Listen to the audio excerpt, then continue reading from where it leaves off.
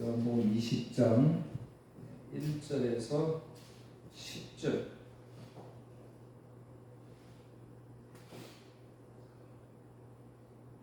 10절만 같이 읽겠습니다. 10절.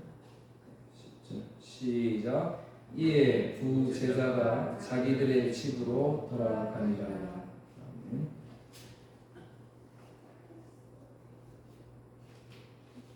요한복음 앞에 계속 해야 되는데 오늘 부활주일에서 저 뒤로 가서 이 말씀을 살펴서 부활의 날 말씀을 잠깐 살피도록 그렇게 하겠습니다.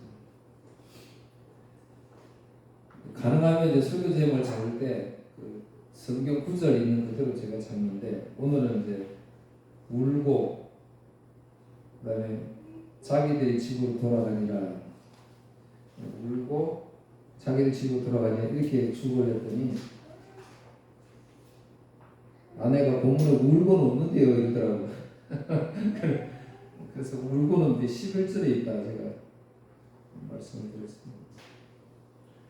울고 자기들 집으로 가니라 라는 제목으로 함께 나가보자 합니다. 즉 울었다는 사람은 막달라 마리아를 말하는 것이고 자기들 집으로 돌아갔다는 사람들은 제자 베드로와 요한을 이야기를 하는 거죠. 그래서 이제 오늘 이 세 사람을 통해서 복음이 부활이 왜 우리에게 기쁜 소식이 되는지 또 왜 기쁜 소식이 되어야 하는지 그런데 왜 우리가 그렇지 못한지 말씀을 함께 생각해 보도록 하겠습니다. 늘 강조하지만 성경에 나오는 인물 특별히 그런 부정적인 인물들은 누구라고 생각하라고 그랬죠? 오늘 저와 여러분이다 이렇게 늘 기억하라 그랬습니다. 그래서 오늘 누가복음 8장 2절에 보면 주보 1번입니다. 이 막달라 마리아에 대해서 이렇게 이야기합니다. 악한 영과 병에서 고침을 받은 몇몇 여자들도 함께 있었습니다. 이들은 7 귀신이 들렸던 막달라라고도 하는 마리아와 그러니까 막달라 마리아에 대해서 소개를 하면서 막달라 마리아는 7 귀신이 들렸던 사람이다 이렇게 이야기를 하고 있습니다. 그런데 상황하고 이름은 좀 달라요. 막달라 마리아의 이름은 존귀하고 고귀한 여인 이런 뜻이에요. 이런 뜻인데 근데 현 자신의 삶은 모습은 지금 7 귀신 들렸던 여인이다 이렇게 이야기합니다. 그래서 7이라는 것은 성경에서 완전수를 이야기하죠. 완전. 그러니까 7 귀신이 들렸다 이 말은 뭐예요? 완전히 귀신에게 사로잡혀 있다. 죄와 사망에 완전히 잡혀있던 여인 이 말입니다. 그래서 이 말은 오늘 저와 여러분 적용하면 뭐예요?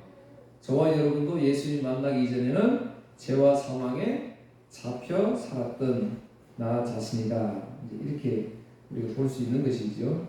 그래서 예수님이 이 땅에 오시기 전까지 이 막달라 마리아처럼 저와 여러분은 그렇게 살았다는 그런 존재였다는 것을 우리에게 말씀해 주고 있습니다.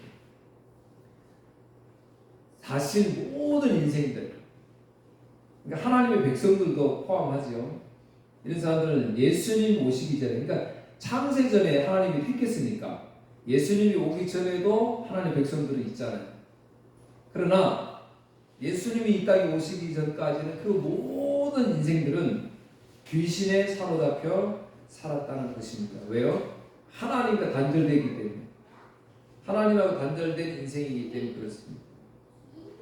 그래서 그걸 우리는 이 세상, 사망, 무덤, 그래서 예수님이 사망 권세 이기시고 부활하셨다. 그렇게 이야기를 하고 있지요. 사망 권세 이기시고 부활하셨다. 요한복음 1장에서 살폈어요. 그런 세상에 예수님께서 뭐로 오셨어요? 빛으로 오셨다. 말씀으로 오셨다. 그런데 깨닫지 못하더라. 그렇게 말씀을 하고 있습니다. 이제 우리가 지금 요한복음 계속 살펴보고 있지만 요한복음이 앞에 1장부터 10장까지는 계속 그 이야기예요. 예수님께서 빛이다. 말씀으로 오셨다. 그런데 인생들은 깨닫지 못한다.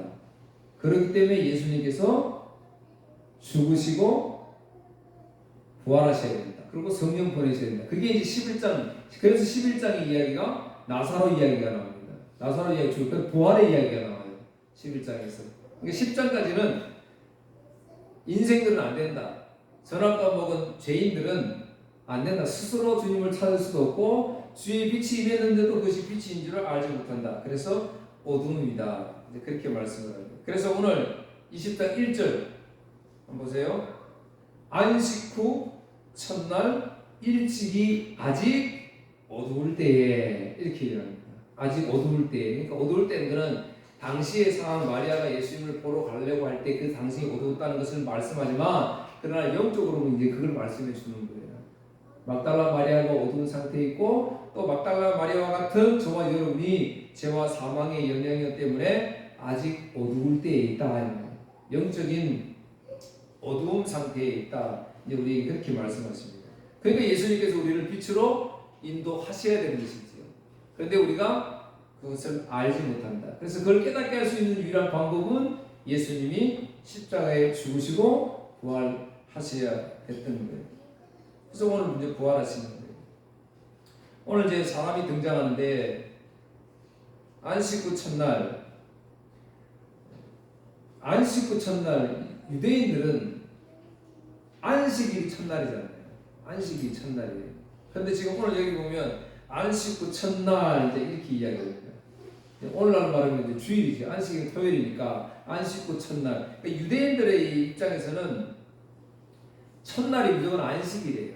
다른 것은 생각해 보지도 않았고 생각할 이유들도 그들은 없습니다. 그냥 이 안식일 첫날에 모여가지고 어린 양의 피로 나를 구원받아 하나님 나를 구원했구나. 그래서 그것을 예배하고 장차 오신 메시아를 사모하면서 예배 드리는 날이 안식일인 것이에요. 그런데 오늘 본문에 보니까 이제 예수님이 우리 죄를 위해서 십자가에 죽으시고 상황이 바뀌었어요. 그래서 안식 후 첫날. 그래서 오늘 예수님이 부활하신 날이잖아요. 그래서 오늘 신약시대에 와서 우리는 이제 안식일이 아니라 주일날, 일요일날 우리가 이제 예배를 드리고 있습니다. 이제 다시 오실 그 부활의 주님의 몸을 사모하면서 살고 아멘 주 예수여 다시 오시옵소서 하시는 그 주님을 기다리면서 우리가 매일 주에 모여서 찬양하고 격려하고 힘을 얻고 소망을 가지고 이렇게 살아가게 되는 것이죠. 근데 이제 여기에 사람이 등장을 합니다.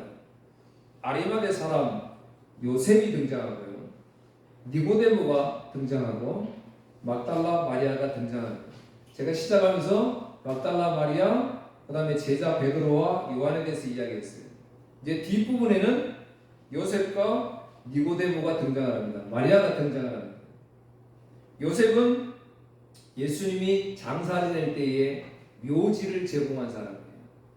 아리마대 사람 요셉. 다 지위가 높은 사람들. 니고데모는 우리가 요한복음 앞에서 살펴봤듯이 예수님께서 니고데모에게 선생으로서, 유대의 선생으로서 왜 너는 알지 못하느냐라고 이야기해요. 그래서 물과 성령으로 거듭남에 대해서 설명할 때 니고데모가 등장했죠. 니고데모는 예수님 부활하실 때 향료를 준비합니다. 그런데 그 향료의 무게, 그람이 33kg이래 가지고 당시에 왕의 그 장례를 치를 때 드릴 양이라 그래요. 그러니까 이 니고데모는 예수님을 진짜 왕으로 생각하고 그렇게 했던 것이지. 그런데 이 요셉도 니고데모도 막달라 마리아처럼 사망에 사로잡혀가지고 귀신 들렸던, 그러니까 영적으로 아직 어두울 때에는 이렇게 예수님의 묘지를 준비한 그런 상태도 안 됐고, 또 왕께 드린 것처럼 많은 향료를 준비해서 주님께 드릴 그런 믿음도 안 되었던데, 그런데 나중에 주님께서 그들에게 믿음을 일깨워 주시니까 이들이 복음의 증언자들로 세워졌다라는 말씀. 오늘 저와 여러분 마찬가지라는 거예요. 오늘 본문에서 그 이야기를 말씀을 하고 있습니다. 마태복음 27장에서는 예수님께서 십자가에 달리시는 장면이 나옵니다. 거기에는 대제사장들과 율법의 선지자들이 다 예수님을 조롱합니다. 왜요? 예수님이 자칫 유대인 왕인데 유대인의 왕이라고 하는 자가 저렇게 아무 힘없이 십자가에 못 박이 죽느냐? 도저히 그럴 수 없지 않느냐? 그래서 조롱합니다.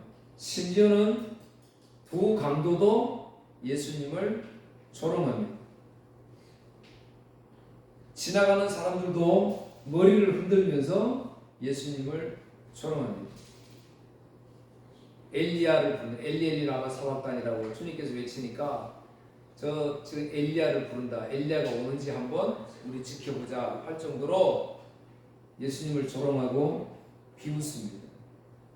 거기에 모든 제자들 막달라 마리아도 그곳에 함께 있습니다. 예수님이 죽으시고 부활하는 장면들을 다 눈으로 봤던 사람들. 그런데 그들은 믿지 못했다고 이야기합니다. 오늘 2절에서 9절까지 이야기는 이제 막달라 마리아가 예수님이 십자가에 죽으시고 나서 예수님을 보고 싶어서 예수님 무덤에 왔더니 돌이 옮겨져 있는 거예요.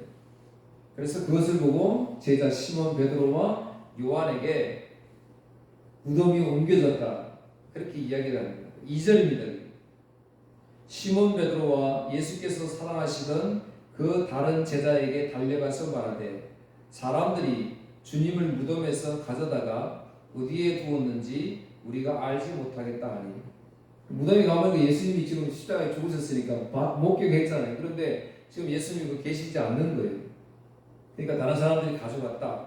그러니까 3절 베드로와 그 다른 제자 요한이지요. 제자가 나가서 무덤으로 갈세. 4절 둘이 같이 다름질하더니 그 다른 제자가 베드로보다 더 빨리 달려가서 먼저 무덤에 이르니라. 소식을 듣고 막 달려가는데 요한이 빨리 베드로보다 더 빨리 달려갔어요. 그런데 5절에 구풀이여 세마포 놓인 것을 보았으나 들어가지는 아니하였대. 요한이 먼저 가서 굴을 봤는데 굴 무서웠던가 봐요. 그러니까 굴 입구에서 이렇게 쳐다보는데 안에 예수님은 계시지 않죠.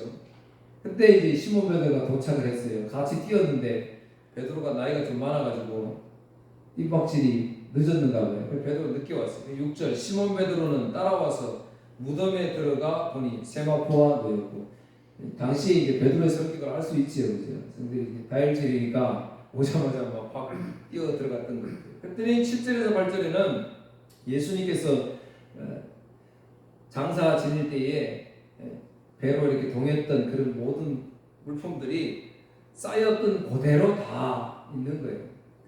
7절에 8절의 말씀은 예수님께서 몸이 싹 빠져나왔다, 부활했다는 것을 이제 이야기를 하는 거죠. 그런데 8절 그때야 무덤에 먼저 갔던 그 다른 제자도 들어가 보고 믿더라. 여기서 믿었다는 것은 부활을 믿었다는 게 아니에요. 부활을 믿었다는 게 아니고 예수님이 없어졌다는 말을 마리아의 말을 믿었다 이제 그 말입니다. 지금 다 뭐예요? 영적인 어두운 때를 말하기 때문에 지금 그 부활을 믿는 건 아니에요. 그래서 9절에 설명을 하잖아요. 그들은 성경에 그가 죽은 자 가운데서 다시 살아나야 하리라 하신 말씀을 아직 알지 못하더라. 성경에서 예수님 부활할 거라는 말씀을 무차 말씀했는데도 지금 아직 그들은 알지 못하고 있다. 그렇게 말씀을 하고 있습니다. 여러분 그래서 믿음은 하나님이 주시는 거잖아요. 내가 아무리 노력해도 이해할 수가 없는 거예요. 여러분 보세요. 성경의 말씀이 공부한다고 되고 공부 안 한다고 될 것 같으면 그럼 어떻게 되겠어요? 그럼 공부 못하는 사람, 무식한 사람 예수 아무도 못 믿게요. 우리 복음은 그렇지 않습니다. 아무리 공부를 안 한 사람도 주님께서 믿음을 심어주면 우리가 기준으로 볼 때는 저 사람 똑똑하고 그러니까 저 사람 예수 잘 믿겠다 그런 것이 아니잖아요. 우리가 믿는 복음은 그렇지 않습니다. 그러니까 지금 여기 등장하는 모든 인물들은 부활의 증거를 자기들은 보고도 믿지 못하고 있습니다. 그래서 오늘 제목처럼 11절에 보세요. 마리아는 무덤 밖에 서서 울고 있더니 울면서 부풀려 무덤 안을 들여다보니 마리아는 무덤 안에 예수님이 없는 게 당연하잖아요. 그런데 지금 그거 보고 지금 울고 있다는 거예요. 두 제자는 10절 이에 두 제자가 자기들의 집으로 돌아가니라. 집으로 돌아가 버렸어요. 부활에 예수님을 목격했음에도 불구하고 깨닫지 못했던 것입니다.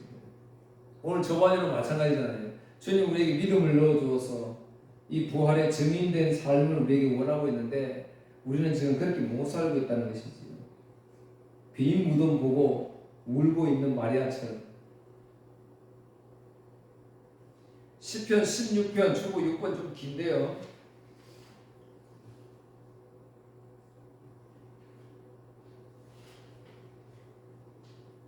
주부 6번 보세요. 10절만 보겠습니다. 주부 6번 10절 시작. 그것은 주님께서 나를 무덤에 내버려 두지 않으시고 주님께서 주님의 거룩한 자를 썩지 않게 하시길 주시기 때문입니다. 자, 무덤이라고 여러분 이제 성경에 나올 때 무덤은 세상을 상징하는 세상. 세상은 즉 무덤이 이 세상은 무덤입니다. 그래서 우리 성도들은 믿지 않는 사람들은 무덤에 있지만 우리는 무덤에 뭐예요? 잠자는 자예요. 잠자는 자다. 우리는 성도들은 잠자는 이 잤다가 이제 주님 부활하시고 우리는 주님 부르시면은 깨어나는 거죠. 그래서 주님은 우리를 이 세상이 무덤이기 때문에 주님이 무덤에 계실 수가 없지요. 왜? 무덤은 죄와 사망인데 주님은 의롭죠. 하나님이신데 공의로우신 하나님, 의로우신 하나님, 죄가 없으신 하나님이 무덤에 들어갈 수가 없잖아요. 그러니까 그 사망 무덤에서 주님이 계실 수가 없으니까 나오셔야 되는데 부활하셔야 돼요. 마찬가지로 주님 오늘 저와 여러분들에게 믿음을 넣어줬어요. 그래서 하나님의 의를 넣었단 말이잖아요. 그러니까 우리는 지금 사망인 무덤에 있을 수가 없어요. 없잖아요. 거기 있으면 안 되는 거예요. 그래서 주님은 거기서 이 세상에서 우리를 끄집어내시려고 늘 계속해서 일하시는 거예요. 우리 구원하시는 게 하나님 일이니까. 근데 오늘 저와 여러분은 어때요? 이 빈 무덤에 우리 이 세상에 뭘 채우려고 계속해서 우리는 그 길로 간단 말이죠. 그러니까 주님은 여기서 끄집어내려고 하고 우리는 계속 이 길 가려고 그러니까 계속 갈등이 생기는 거예요. 그러니까 이 세상이 괴롭지요. 힘들지요. 그래서 세상 사람들의 눈으로 보면 이 세상에서 그런 고난도 없고 역경도 없고 아픔도 없고 괴로움도 없는 것, 이게 주님의 축복을 받아 잘 산다고 이야기하는 거죠.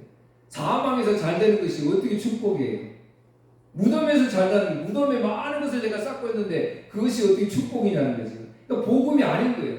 복음은 이 세상에서 우리를 끄집어내는 거예요. 그 요한복음 12장 32절 예수님께서 들릴 때에 예수님 십자가로 인도한다 그랬잖아요. 오늘 저와 여러분. 이 세상에 우리 만족하며 살면 안 되는 거예요. 그래서 우리 끌고 가시는 거예요. 요한복음 5장 25절 진실로 진실로 너에게 이르노니 죽은 자들이 하나님의 음성을 들을 때가 오니 곧 잇따라 듣는 자는 살아나리라. 우리는 무덤 속에 있을 자들이 아니라니까요. 주님이 선택을 받은 백성들이기 때문에. 요한복음 5장 29절 선한 일을 행하는 자는 생명의 부활로 악한 일을 행한 자는 심판의 부활로 나요. 여러분 윤리 도덕적인 걸 이야기하는 게 아니잖아요. 착한 일 했다고 생명의 부활로 나온다. 말이 안 맞잖아요. 그러니까 여기서 선한 일을 행하는 자는 생명의 부활로. 그러니까 선한 자는 뭘 말하는 거예요? 예수님 말하는 거죠. 예수님 믿는 자는 생명의 부활로 나온다 이 말이에요.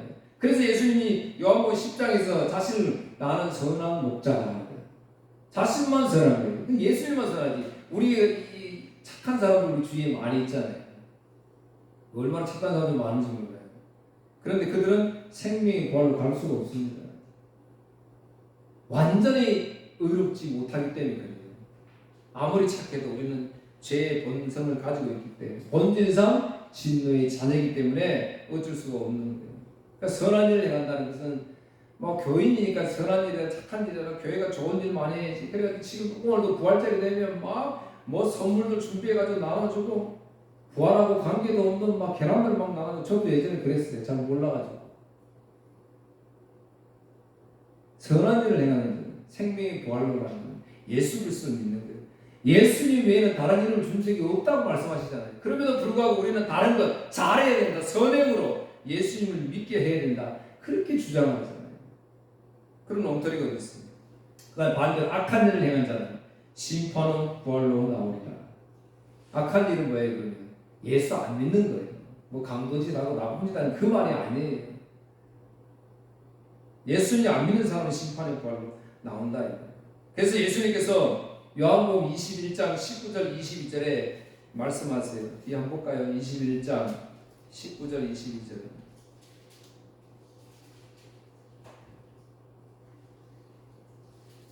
21장 19절 22절.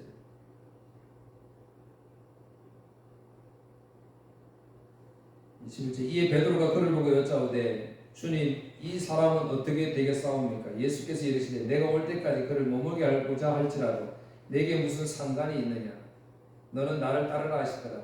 이 말씀이 형제들에게 나아가서 그 제자는 죽지 않겠다 했으나 예수의 말씀은 그가 죽지 않겠다 하신 것이 아니라 내가 올 때까지 그를 머물게 하고자 할지라도 내게 무슨 상관이 있나 하시라. 이 제자들이 예수님의 3년 동안 따라다녀도 예수님께서 하신 말씀이 성령이 임하지 않으면 하나님 진리 깨닫지 못해요. 그래도 예수님께서도 제자들에게도 성령 받으라고, 성령 올 때까지 기다리라고 그렇게 말씀하신 이유가 여기 있습니다. 늘 우리는 궁금한 거예요. 이 세상에 잘 되는 거예요. 이 훌륭한 제자들도 예수님 앞에 그렇게 묻고 있습니다. 주님, 내가 이 세상에서 어떻게 되겠습니까? 주님은 그런 일을 하시려고 이 세상에 오신 것이 아니라는 거예요. 하나님께서 창세전에 선택한 백성들을 구원해야 되는데 그 구원할 자가 누구냐? 예수 그리스도를 통해서 구원한다. 그래 예수님이 이 땅에 오셔야 된다. 그렇게 우리에게 말씀하고 있는 것입니다. 사랑하는 성도 여러분, 어제 주님 우리를 구원하시기 위해 우리 찾아오셨는데, 그래서 여기 이 세상의 무덤에서 우리를 구원하시려고 세상을 이 무덤을 비워오시는데, 그런데 우리는 지금 그 무덤 비웠다고 주님 앞에 원망하고 불평하고 주님 이거 채워주십시오 이렇게 지금 엉뚱한 기도를 하고 있으니까 얼마나 괴로운 인생을 우리가 살아가고 있습니다. 빈 무덤이 되는 게 당연하잖아요. 여러분 이치를 바꿔놓고 생각해요. 빈 무덤이 돼야 되는데 그냥 그 봤을 때 할렐루야 해야 되는 거 아니에요. 주님 말씀하신 대로 무덤이 진짜 비었고 부활하셨군요. 이렇게 되어야 되잖아요. 그런데 울고 있다니까요. 두 제자도 마찬가지예요. 부활의 증인이 되어야 되잖아요. 자기 집으로 돌아가고 있다고요. 오늘 저와 여러분 마찬가지예요. 지금 왜 부르셨어요? 부활의 증인 되게 하시려고 우리를 부르셨어요. 그런데 오늘 우리는 그렇지 않다는 거죠. 요한복음 1장 6절 7절 말씀 제가 읽고 말씀 마치겠습니다. 세례 요한이 예수님에 대해서 증거를 하시는데요. 6절 하나님께로부터 보내심을 받은 사람이 있으니 그의 이름은 요한이라. 자, 하나님께로부터 보내심을 받은 사람이 있으니 그의 이름은 유진수라. 여러분 배재훈이다. 7절 그가 증언하러 왔으니. 자, 여러분 보세요. 오늘 뭐 하러 왔다고요? 증언하러 왔다니까요. 여기에 다른 게 있으면 안 되는 거예요. 여기 왜 세상에 무덤을 착각해가지고 교회 가면 잘 된다, 뭐가 된다. 그게 아니라니까. 그건 예수님께서 뭐 다 부수적으로 알아서 해주시는 일들이지. 그가 증언하러 왔으니 뭐에 대해? 곧 빛에 대하여 증언하고. 빛이 누구예요? 예수님이잖아요. 이거에 대해 증언하고 모든 사람이 자기로 말미암아 믿게 하려 함이라 그랬습니다. 이거 외에는 없는 거예요. 오직 복음이었어요. 성경은 오직 복음. 구약은 너희들은 죄 때문에 못 산다. 하나님을 제대로 못 섬긴다. 그래서 신약에 예수님이 오셔야 된다. 그래서 예수님을 만난 너희들이 어떻게 살아야 되냐. 성령의 은혜 받아서 다시 오실 주님을 소망하면서 살아야 된다. 오늘 사랑하는 여러분, 주님이 저와 여러분을 위해서 죽으셨어요. 그 죽음이 오늘 저와 여러분의 죽음이고 주님이 부활하셨어요. 그 부활이 오늘 저와 여러분들의 부활이 되기를 축복합니다. 다른 거 덧붙이지 말고 그 부활의 주님 증거하셔서 함께 예수 복음으로 부활의 찬송의 길을 주의 이름으로 축복합니다. 우리 부활 찬양합니다.